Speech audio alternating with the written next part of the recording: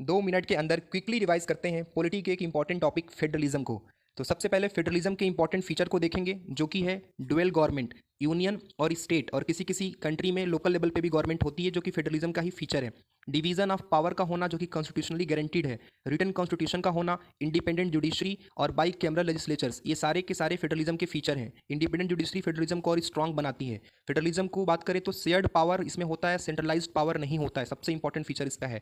Centralised power जिसमें होता है उसे हम यूनिटरी सिस्टम कहते हैं। यूनिटरी और फेडरल सिस्टम में डिफरेंसेस हैं। पावर डिवाइडेड होता है यूनियन और स्टेट्स के बीच में, जबकि यूनिटरी में पावर कंसंट्रेटेड होता है सेंटर के ही हाथ में। कॉन्स्टिट्यूशन इसमें सुप्रीम होता है, जबकि इसमें पार्लियामेंट सुप्रीम होता है। इसमें रिजिड कॉन्स्टिट्यूशन होता है, जबकि यूनिटरी सिस्टम में फ्लेक्सिबल कॉन्स्टिट्यूशन होता है। फेडरलिज्म के अलग अलग मॉडल्स हैं जो वर्ल्ड वाइड अलग अलग कंट्रीज इसको अडॉप्ट की हैं।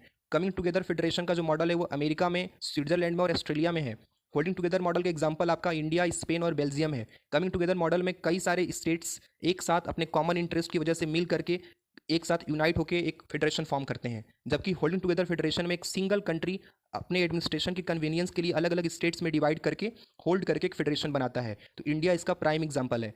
इसके बाद इंडियन फेडरलिज्म जो है वो स्पेशल केस है, क्योंकि पूरी तरह से हमारा देश ट्रूली फेडरल भी नहीं है और ट्रूली यूनिटरी भी नहीं है। इसलिए हमारे फेडरलिज्म को कई सारे expert like K C Wheare quasi federal बताते हैं। और बहुत लोगों का मानना है कि हमारा जो कंट्री है वो फेडरल इन स्ट्रक्चर है और यूनिटरी इन स्पिरिट है। कैसे स्ट्रक्चर में फेडरल है? क्योंकि हमारे कॉन्स्टिट्यूशन ने यूनियन, स्टेट्स और डिवीजन ऑफ पावर की व्यवस्था की है। इसके अलावा इमरजेंसी पावर और स्ट्रॉन्ग सेंटर बना के यूनिटरी इन स्पिरिट भी बना रखा है। इसके बाद देखेंगे कि इंडिया का जो फेडरलिज्म है, इंडिया में कुछ फेमस फेडरलिज्म के टर्म्स बार बार यूज होते हैं, जैसे कि कोऑपरेटिव फेडरलिज्म। क्योंकि इंडिया एक डाइवर्स कंट्री है तो कोऑपरेट करके ही हम लोग ग्रो कर सकते हैं। तो सेंटर एंड स्टेट एक साथ जब मिलकर काम करते हैं। कंपेटिटिव फेडरलिज्म में स्टेट्स कंपीट करते हैं फंड्स के लिए, इन्वेस्टमेंट्स के लिए, और इस प्रोसेस में उनका डेवलपमेंट भी होता है। तो फेडरलिज्म के कुछ मॉडल जो इंडिया में फेमस हैं।